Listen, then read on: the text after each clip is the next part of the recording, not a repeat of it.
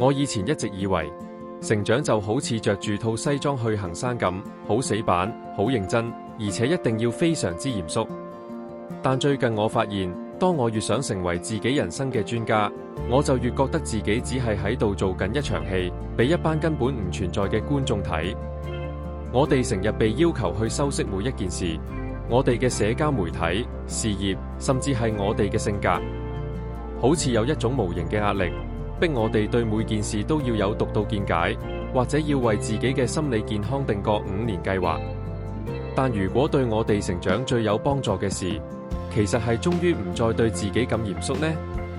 呢個亦都係我開呢個頻道嘅原因。成長日誌唔係一間課室，而係一個俾我個人表達嘅地方。我會喺度分享一啲半夜2點令我瞓唔着嘅碎念，或者一啲根本冇辦法放入成功清單入面嘅感受。老實講，我只係用呢個空間去即時探索人生。我天生有一種過度分析嘅傾向，好多時會捉得太緊，直到成件事嘅樂趣都被榨乾為止。我而家學緊點樣去放鬆。有時呢啲影片可能會有啲搞笑，甚至係無心插柳嘅。如果你睇完之後會笑得出，我真係好開心。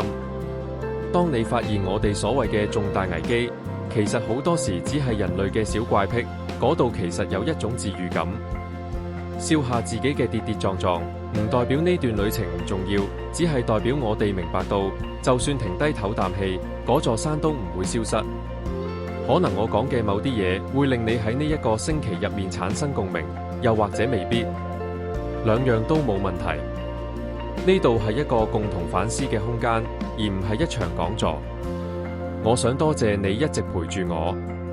將自己未完成嘅想法放上網係一件幾奇妙嘅事，但知道有你一齊行呢段路，令到揾答案嘅過程變得無咁孤單。我好想知你有冇一啲太過嚴肅嘅習慣係最近想戒掉嘅呢？如果呢段分享令你諗起生活入面嘅某個瞬間，好歡迎你喺下面留言分享，等我哋一齊去揾答案。